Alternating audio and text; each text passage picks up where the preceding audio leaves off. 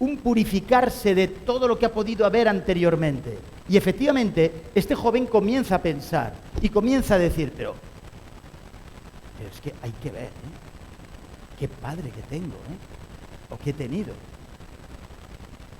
Yo tenía todo lo que me hacía falta, mi padre no me negó el darme la herencia que le pedía, no me rechistó, no me discutió, no quiso hacerme la moral de ninguna clase. Y entonces está buscando en su cerebro algo que el padre le pudiera decir mal para poder justificar el no tener que volver. Pero, lógicamente, por un lado, aparece la necesidad de volver y, por otra parte, quiere tener el camino totalmente llano en cuanto a que el padre lo va a poder recibir.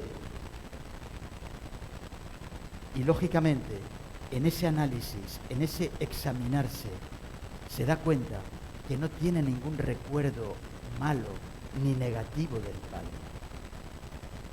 Y entonces aparece el acto de contrición. Observen. Y volviendo en sí, dijo. Lo que dice ahora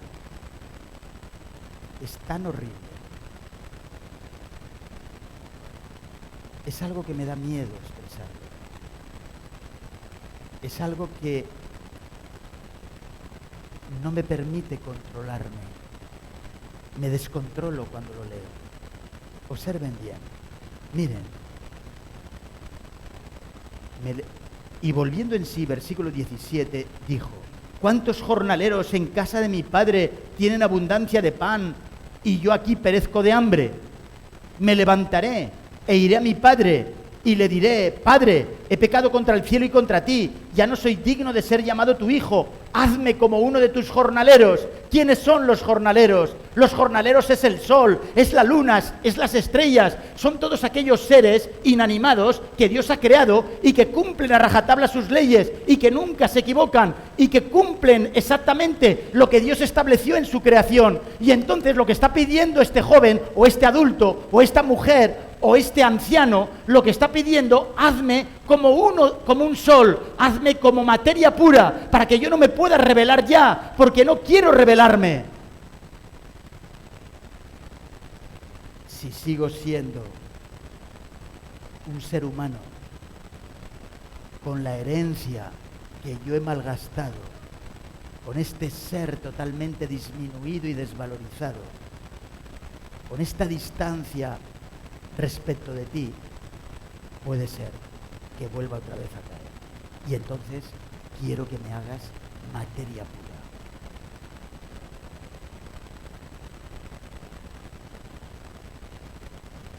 No quieres ser ya un ser humano libre.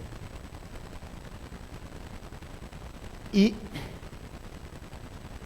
levantándose, versículo 20, vino a su padre. El acto de levantarse implica un acto de voluntad. Una cosa es volver en sí, una cosa es examinarse a sí mismo, una cosa es reflexionar, una cosa es decidir mentalmente y otra cosa es ejecutar esa decisión. Y levantándose, acto de voluntad, vino a su padre.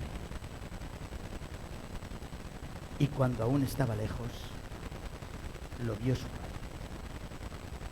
Este texto nos muestra que el padre continuamente ha estado viendo al hijo. El recorrido es un recorrido en la mente. Se trata de una relación.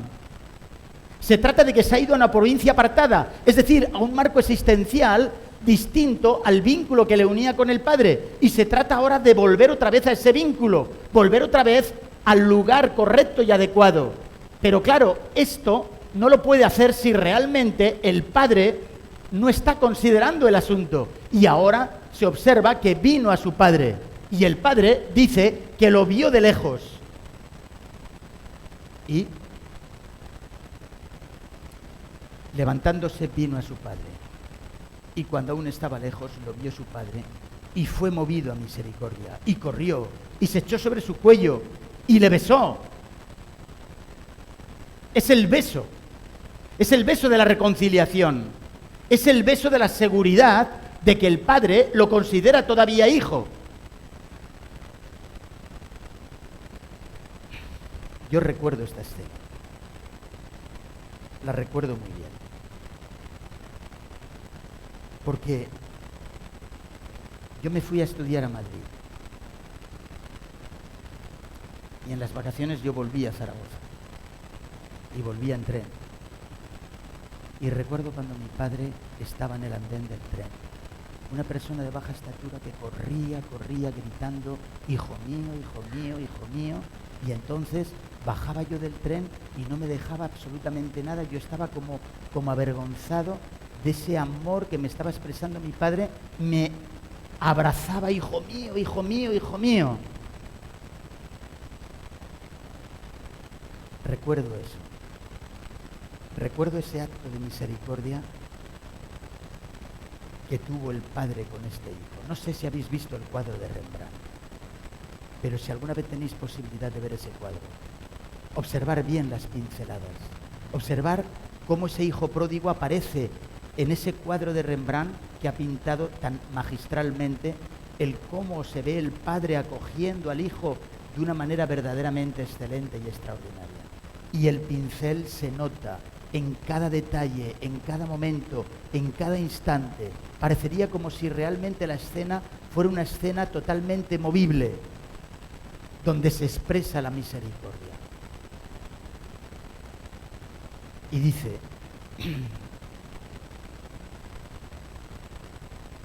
el hijo le dijo, Padre, versículo 21, he pecado contra el cielo y contra ti, y ya no soy digno de ser llamado tu hijo. Pero el padre dijo a sus siervos, sacad el mejor vestido y vestidle, y poned un anillo en su mano, autoridad, señal de autoridad. No solamente lo considera un hijo, sino que además le considera que tiene toda la autoridad que tenía antes de marcharse. Le da el anillo. Y además, calzado en sus pies. Esto se trata yo de un calzado especial, un calzado que le imposibilita el poder volver a caer. No necesita ser un jornalero, no necesita hacerse materia pura, simplemente necesita ahora, después de haberse vacunado, de haberse inmunizado, de haber comprendido lo que implica llevar una vida independientemente del padre, es decir, hacer un uso de su bios de una manera totalmente independientemente del padre, no va a dar resultado nunca. Si alguna vez os queréis independizar de Dios, os puedo asegurar que es imposible independizarse de Dios y al mismo tiempo el poder tener una cierta relación con Él. Es necesario que nosotros comprendamos cuáles son nuestras raíces y retornar a esas raíces, comprender que somos designio de Dios. Y dice, vestidle y ponedle un anillo en su mano y calzado en sus pies. Alguien dirá, ¿y por qué no le da ese calzado antes y así no llega a hacer la experiencia de caer? No, no se trata de esto. Se trata que con la libertad con que Dios nos ha dotado, nosotros podemos, con el poder de Dios, por descontado, cuando ya hemos venido a esta tierra en la condición que ya nos describen las dos parábolas anteriormente, podemos, con el poder de Dios, hacer frente a esta situación, a esta condición a la que hemos llegado a este mundo. Ahora bien, el calzado se nos da una vez que nosotros nos hemos inmunizado precisamente con el error y con el pecado, lo hemos reconocido, lo hemos confesado y entonces Dios nos acepta y entonces nos da un calzado para que no podamos ya volver a una situación de rebelión definitiva como la que había tenido este hijo del padre pródigo. ¿Están entendiendo lo que les estoy diciendo? Digan amén.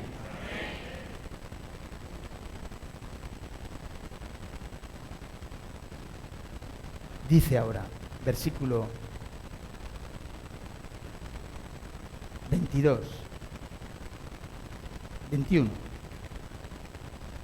El hijo le dijo, Padre, he pecado contra el cielo y contra ti, ya no soy digno de ser llamado tu hijo. Ya no sigue la frase, hazme como uno de tus jornaleros. El padre le corta ahí y dijo a sus siervos: sacad el mejor vestido y vestidle, poned un anillo en su mano y calzado en sus pies, y traed las frutas y las verduras, y comamos y hagamos fiesta.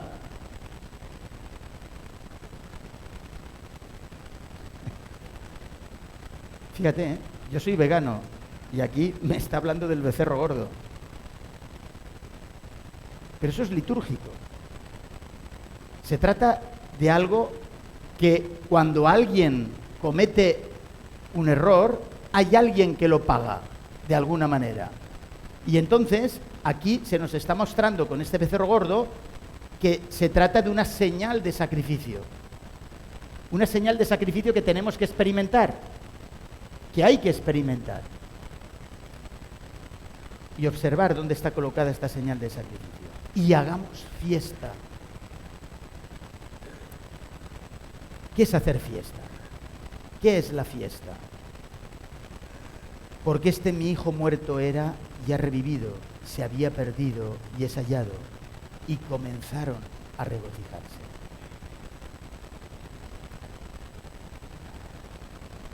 Hacer fiesta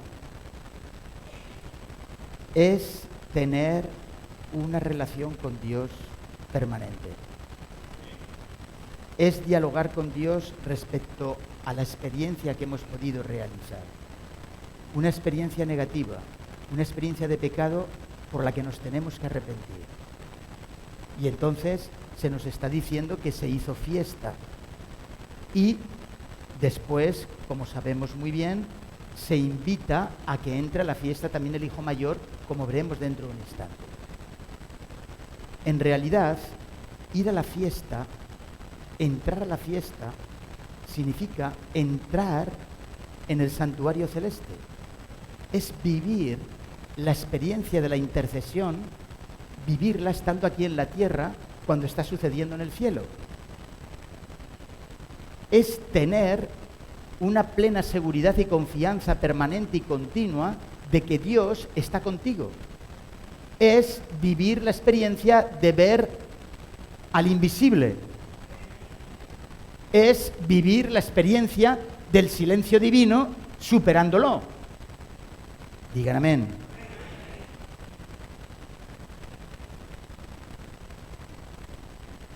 ¿Ustedes se imaginan cómo es la intercesión divina?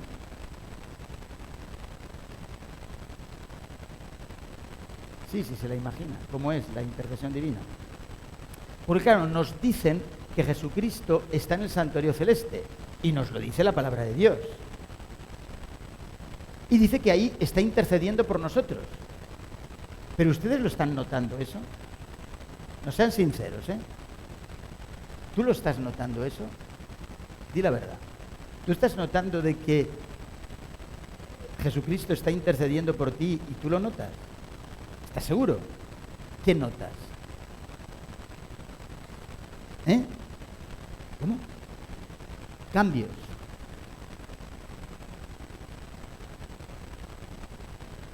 Ostras, pues ha dicho una palabra muy importante, ¿eh? Cambios. ¿Qué quieres decir con eso?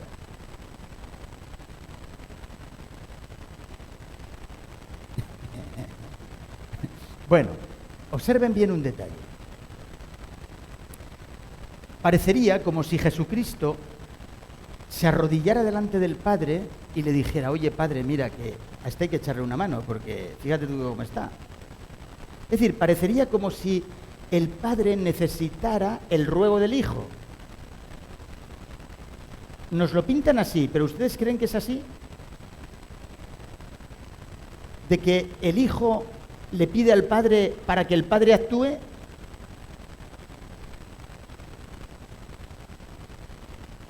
No. Fíjense bien. El Padre es el que nos ve siempre de lejos. El Padre es el que proyecta la misericordia. El Padre es el que ha preparado el plan de la salvación y el Hijo lo ha ejecutado y el Espíritu Santo lo proyecta en nosotros.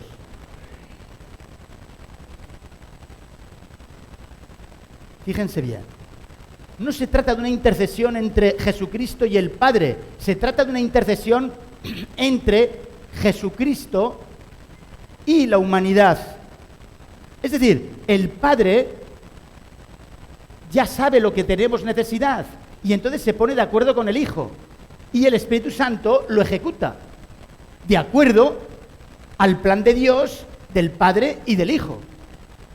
¿Me están entendiendo? ¿Me están siguiendo? Muy bien. Entonces ahora, imagínense,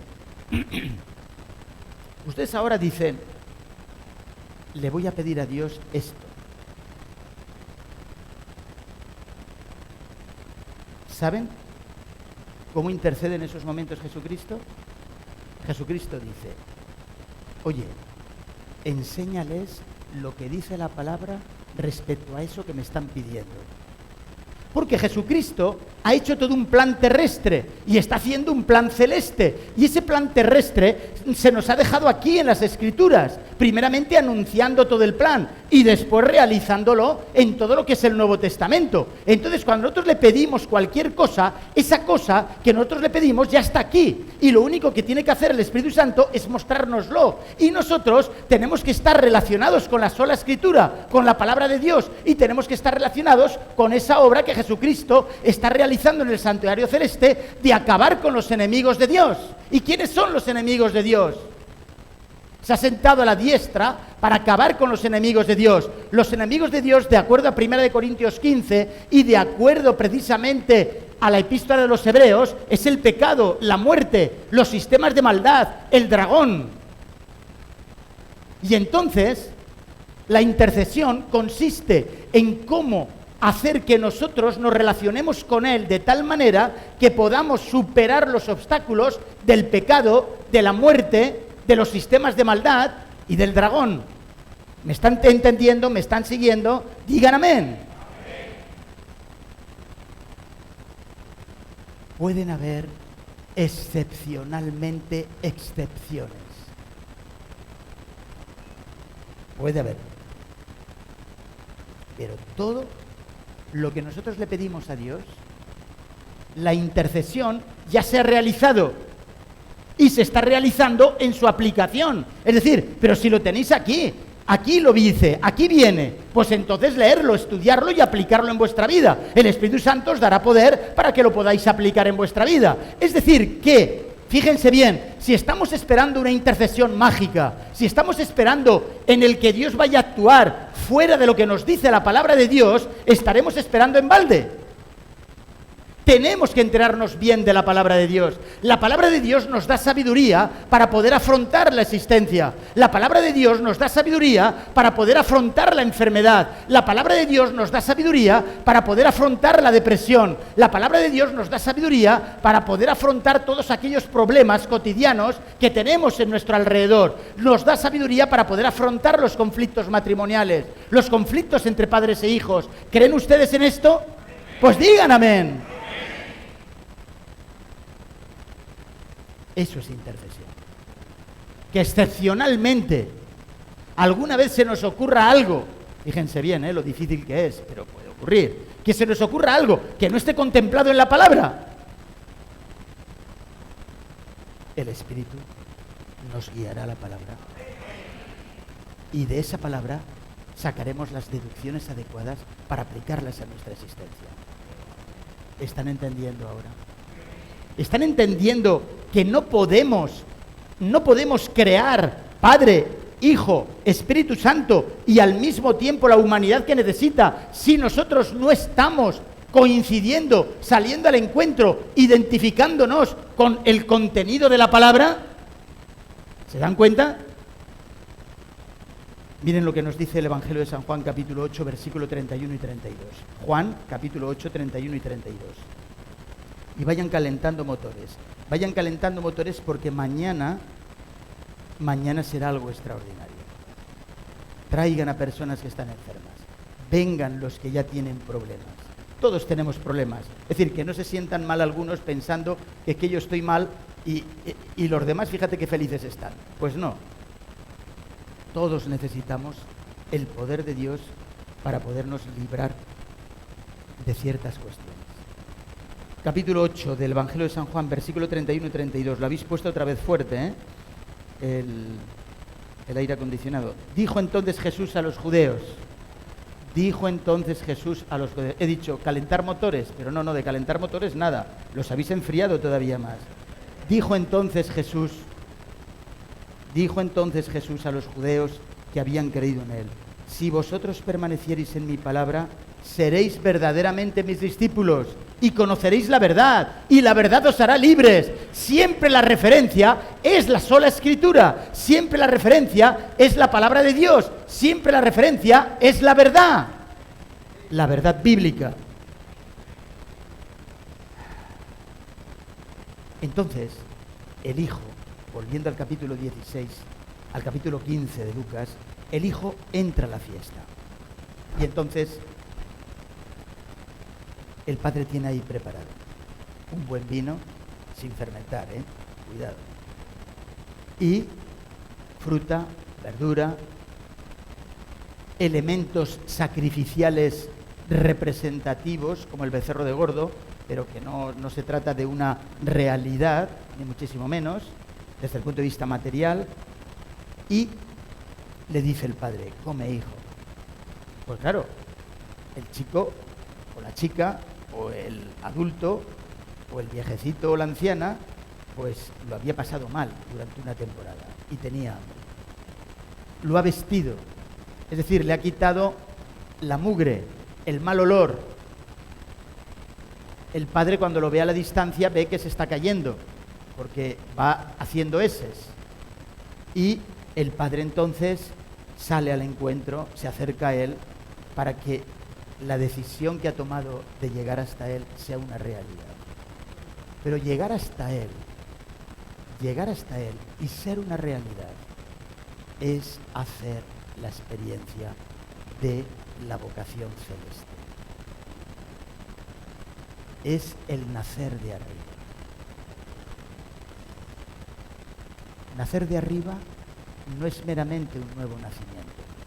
Ese tema no lo voy a poder tratar con ustedes, pero lo trataré en su momento, en su día, y lo voy a tratar en otros lugares. Lo voy a tratar ahí en la Iglesia de la Paz. Nacer de arriba es mucho más profundo de lo que las personas a veces nos podemos imaginar. Ahora simplemente quiero decirles que el Hijo tiene que pasar por esa experiencia. Y esa experiencia solamente la puede hacer conectado permanentemente con el santuario. Con el santuario y esta obra de intercesión que Jesucristo ha realizado. Pero esta obra de intercesión que Jesucristo ha realizado y realiza está basada en la palabra. Y ahora dice: habla, desahógate. Y entonces el Hijo comienza a hablar. Es que, Padre, mira, es que no te lo puedes ni imaginar. Si tú supieras lo canutas que le he pasado, porque es que, de verdad, mira. Y entonces empieza un poco a cantinflear, un poco, ¿entiendes? Empieza a decir: es que mira, estaba, de verdad, que es que no puedo, es que era algo verdaderamente increíble. Y el Padre le dice: habla, hijo, habla, di todo lo que tengas necesidad. Y entonces el Hijo se desahoga. Y conforme va comiendo y conforme va bebiendo, pues la lengua se desata. Y entonces comienza a explicarle absolutamente todo lo que ya el Padre sabía y lo que el Padre había estado dispuesto a hacer al comprender realmente el retorno del Hijo. Y entonces, ahora aparece el otro problema. Versículo 25. Se estaban regocijando, y cuando se estaban regocijando aparece el hijo mayor, que estaba en el campo. Siempre la palabra campo en las parábolas significa legalismo, más o menos. Y cuando vino y llegó cerca de la casa, este hijo mayor, y oyó la música y las danzas, llamó a uno de los criados y le preguntó: ¿pero qué pasa? ¿Qué es esto? Y el criado le dijo: anda, pero no lo sabes, tu hermano, el pequeño, que ha venido, y tu padre ha hecho matar el becerro gordo por haberle recibido bueno y sano. Entonces versículo 28, se enojó y no quería entrar. Salió por tanto su padre y le rogaba que entrase. Es que esto es demasiado. ¿Qué padre tenemos, Le ruega que entre. ¿Qué padre tenemos y qué hijos ha tenido este padre? Porque es que el uno se le larga y el otro que se queda es como si se hubiera largado, porque estaba en el campo, no se entera de nada, de lo que está pasando, de lo que está ocurriendo, y se enojó y no quería entrar. Salió por tanto su padre y le rogaba que entrase. Mas él, versículo 29, respondiendo, dijo al padre: he aquí, tantos años te sirvo, no habiéndote desobedecido jamás, y nunca me has dado ni un cabrito para gozarme con mis amigos. ¿Pero quiénes son esos amigos? Son personas que no son amigas del padre, solamente son del hijo mayor, que no tienen nada que ver. Y dice que siempre le ha servido y que nunca le ha desobedecido. Pero cuando vino tu hijo, versículo 30, que ha consumido tus bienes con rameras, tus bíos con rameras, se ha contaminado de muchas maneras, de tal manera que le han afectado a su mente, le ha afectado a su bios, le ha afectado a su cuerpo, le ha afectado a toda su existencia. Y dice: pero cuando vino tu hijo que ha consumido tus bienes con rameras, ¿y cómo sabía este hijo mayor que había consumido los bienes con rameras? Observen bien este detalle. Es verdad que el significado de las rameras es lo que hemos explicado hace un instante, pero no cabe duda que dentro de lo que es la literalidad de la historia, Jesucristo no diría unas palabras, no las pondría en boca del Padre, en boca del Hijo mayor, si no fuera verdad. Pero para poder ser verdad que ha consumido sus bienes con rameras, no sirve el que alguien te lo diga. Sirve el que tú frecuentes los mismos lugares y vivas la misma experiencia. Que tú entres por la puerta de delante mientras que tu hermano está saliendo por la puerta de atrás. Es de la única manera que podemos entenderlo, estas palabras de Jesucristo. Se trata de que el hijo mayor ha estado realizando una experiencia semejante de contaminación ideológica y que ha consumido sus bienes con rameras, has hecho matar para él el becerro gordo. Él entonces le dijo: qué curioso, parece una contradicción. Hijo, tú siempre estás conmigo y todas mis cosas son tuyas, mas era necesario hacer fiesta y regocijarnos, porque tu hermano era muerto y ha revivido, se había perdido y es hallado.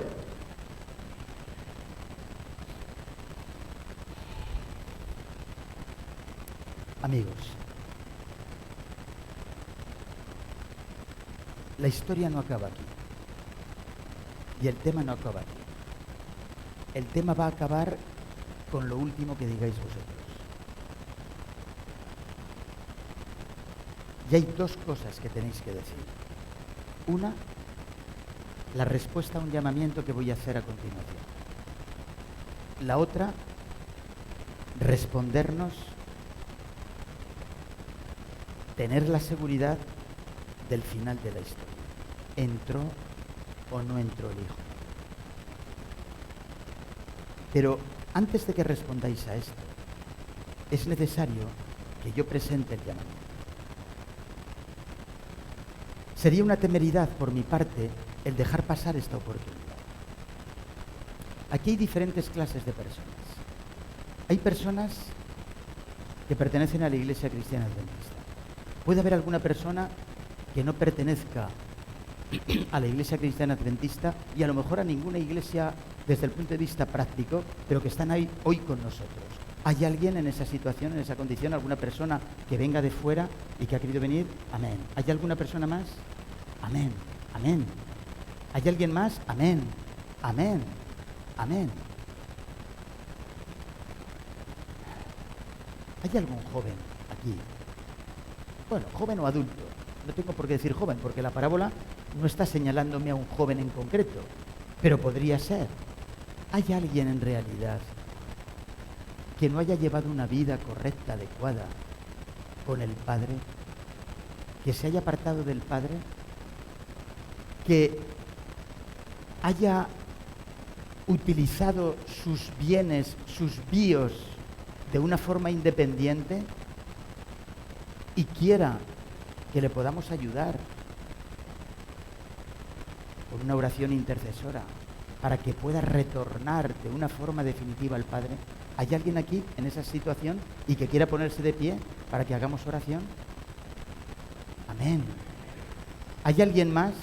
Alguien que esté viviendo una doble vida. Por un lado, aparentemente parece que es religioso, que forma parte de la iglesia, pero que por otra parte está viviendo también la mundanalidad. ¿Hay alguien en esas condiciones y que quiera ponerse de pie para que hagamos una oración intercesora? ¿Hay alguien?